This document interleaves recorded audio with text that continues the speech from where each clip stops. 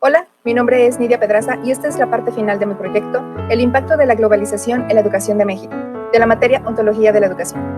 Si bien la pandemia nos dio una lección a todos los países, a raíz de que varias naciones utilizaran su tecnología para crear la vacuna contra el COVID-19, varios pudimos comprender que necesitamos de otras naciones para desarrollarnos mutuamente. Solo así podemos intercambiar experiencias, economías, proyectos, sistemas, conocimientos, ciencia, tecnología y, por supuesto, modelos educativos y pedagógicos. De acuerdo a la UNESCO, cuyo objetivo es lograr un desarrollo sostenible entre las naciones que conforman la ONU, las principales metas a lograr para este 2030 con respecto a la educación son las siguientes. La educación debe ser universal desde maternal hasta media superior. Las competencias deben ser adecuadas para que el individuo consiga un trabajo decente. La igualdad de género e inclusión deben ser prioritarias.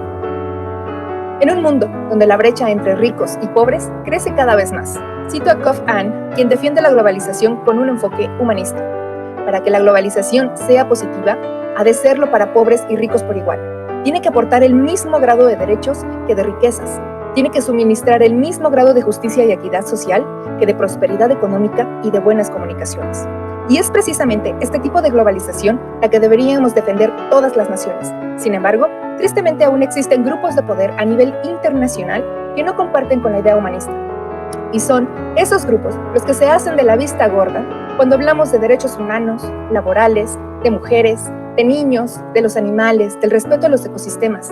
Estos grupos de poder predican las enseñanzas de Maquiavelo, quien argumentaba que el hombre por naturaleza es egoísta y malo, que si uno no ejercía poder sobre otros, llegaría el momento en que alguien más ejercería su poder sobre ti.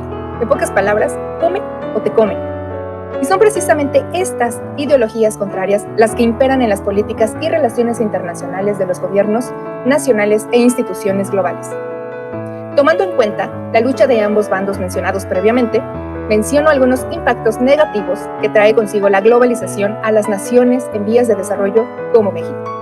Se priorizan en los perfiles de egreso las competencias laborales, es decir, aquel buen empleado es aquel que sabe utilizar una computadora, maquinaria, tiene una buena expresión lingüística, maneja expresiones matemáticas, pero no se le da la prioridad a la cultura y a las áreas artísticas y deportivas.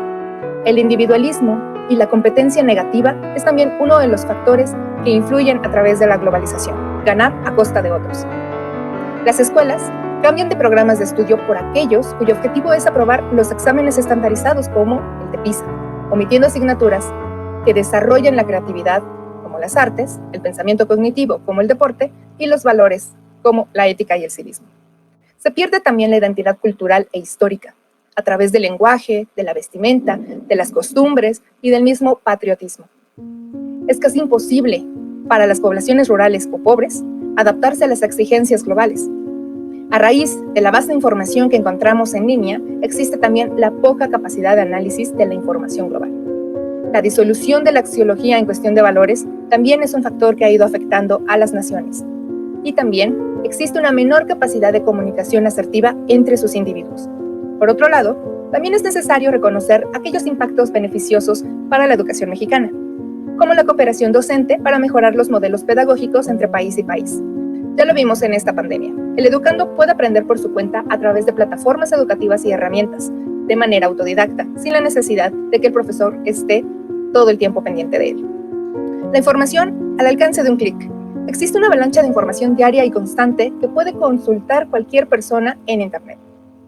Se crea también un perfil de egreso estándar global para todos los niveles educativos con el objetivo de que las naciones en vías de desarrollo mejoren su calidad educativa. Se fomenta también un mundo multicultural en el que las diversas culturas interactúan entre sí.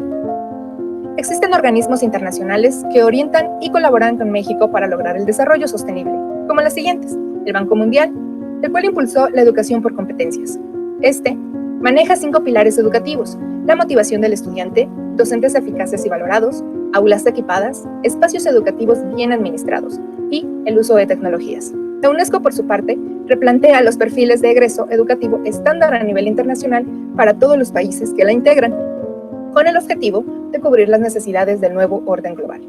La OCDE, por su parte, introdujo la prueba PISA, el cual evalúa el nivel lingüístico y matemático de los estudiantes. Si bien la ONU y la UNESCO, en su esencia, son más humanistas, instituciones como el Fondo Monetario Internacional, el Banco Mundial la OCDE, en mi perspectiva, suelen tener otros intereses, pues se inclinan más al mercado y a la economía.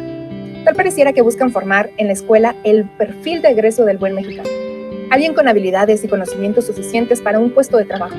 Este tipo de persona que es eficiente en todo lo que hace, pero que no critica su realidad, para proponer cambios de mejora en la sociedad, y es entendible que aquellas estructuras que tienen el control de los sistemas no quieran a los revoltosos, que buscan cambiar o transformar dichos sistemas en contra de sus intereses. Una de las acciones que no me parece del Fondo Monetario Internacional y del Banco de México es el abuso a la tasa de interés en los préstamos a las naciones, pues pareciera que su objetivo no es apoyar a un país en desarrollo, sino endeudarlo, someterlo a sus condiciones, en pocas palabras, violar la soberanía de un país. En las épocas naturales, las políticas neoliberales del gobierno priista y panista resultaron dañinas para la educación mexicana, pues se fue deteriorando el porcentaje de Producto Interno Bruto al sector educativo, el 3%. Su intención hipócrita, por un lado, adoptaba las políticas educativas de la OCDE y de la UNESCO como inclusión, equidad y la promoción de oportunidades, pero por el otro, dejó de crear escuelas públicas por más de 60 años, facilitando el crecimiento de escuelas privadas, con mejor equipamiento, pero violando los derechos laborales de los docentes. El nivel de los programas de estudio se fue deteriorando año con año en todos los niveles, hasta que era necesario aprobar un certificado privado para comprobar que se tenían las competencias necesarias para un puesto. Si no era así, se recurría a cursos en instituciones privadas para su capacitación. Las escuelas normales rurales se redujeron a la mitad, quitándoles a los jóvenes de áreas marginadas e hijos de campesinos la oportunidad de ser docentes. La lucha magisterial por recuperar lo perdido ha sido constante desde entonces. En los últimos 2 años, de acuerdo a los objetivos de la UNESCO para este 2030 y lo que plantean los objetivos de la nueva escuela mexicana, considero que en parte sí está cumpliendo el Estado mexicano federal con los objetivos. Por ejemplo, la educación en México, por ley, ya es gratuita, obligatoria, incluyente, equitativa desde el nivel básico hasta nivel superior. Y, aunque no sea de calidad y excelencia, se está avanzando en crear las condiciones para ello. Se han construido y se ha dado equipamiento a más de 12,000 escuelas y contando de educación básica en zonas marginadas con el programa La Escuela es Nuestra. Se han creado más de 140 universidades en zonas rurales e indígenas, cuyos estudiantes reciben una beca bimestral de 4,800 pesos. Todos los estudiantes de educación básica y media superior, pertenecientes a la educación pública, tienen una beca bimestral. Se han retomado clases de civismo, artísticas, deportivas, como parte importante de la currícula. Se creó una nueva materia, Vida Sana, la cual retoma los hábitos saludables de la alimentación, salud física, la salud mental, valores, etc., aspectos que ayudan al individuo para tener una mejor convivencia y calidad de vida. Se han capacitado docentes en materia de derechos humanos y habilidades socioemocionales, y a raíz de esta pandemia, también en habilidades digitales a nivel básico y media superior. No debemos desprendernos de las relaciones internacionales, pero tampoco debemos someternos a las exigencias de los organismos en los aspectos que perjudiquen la soberanía, la dignidad, seguridad, economía, ecología, educación, etc. de un país.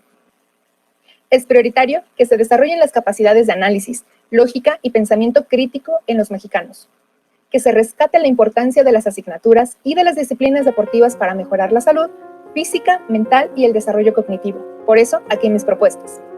Al igual que en Finlandia, el Estado debe darle la flexibilidad y la oportunidad al maestro para poder modificar el programa de estudios de acuerdo al contexto de los estudiantes. Desafortunadamente, la mayoría de los docentes que ingresan al nivel media superior no cuentan con un perfil docente. Es por ello indispensable que, al igual que en Cuba, se enseñe desde la universidad materias de pedagogía, independientemente de la carrera que cursan los educandos. Nuestro sistema educativo no cuenta con lo suficiente recurso humano para poder satisfacer todas las necesidades del estudiante. Es por ello que el docente también debe formarse en cuestiones de habilidades digitales, socioemocionales, sexualidad, economía social solidaria, en materia de derechos humanos, en materia también de la ideología humanista. Y a raíz de que los estudiantes reciben una beca, es necesario que sepan el buen manejo del dinero a través de conocer aquellas oportunidades que brindan la banca en materia de ahorro y de inversión. Una de las propuestas que retomo de Finlandia es la fusión de las escuelas privadas con las públicas, es decir, que sea el gobierno el encargado de su administración. Tanto niños ricos como pobres convivirían, reduciendo así la discriminación como el clasismo, el sexismo y el racismo. Debemos evitar también la fuga de cerebros, reduciendo la burocracia del país para la creación de empresas mexicanas y ofreciendo créditos a tasa de interés muy bajos por parte del Banco del Bienestar. La pandemia nos hizo ver que ningún país saldrá adelante si se aísla. Necesitamos de otras naciones para el intercambio de tecnologías, filosofías, sistemas económicos, de salud, políticos y educativos para adaptar las características de cada uno, acorde a nuestro contexto, y adoptarlas a nuestros sistemas mejorándolos, como en el caso del sistema educativo de Finlandia.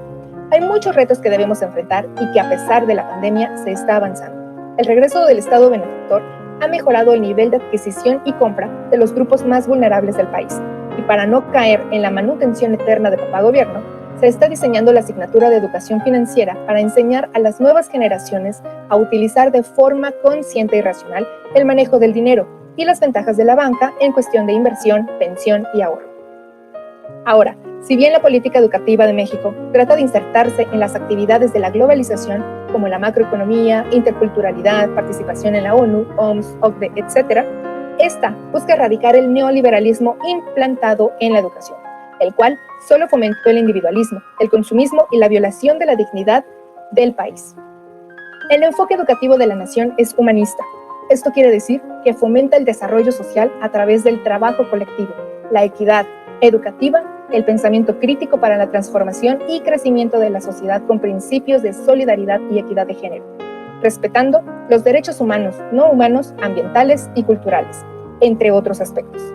Concluyo diciendo que la globalización llegará tarde o temprano a otros sectores. Por lo tanto, urge primero una globalización axiológica que priorice la libertad, la justicia, la dignidad de los pueblos como plano de convivencia y del entendimiento humano integral. Gracias.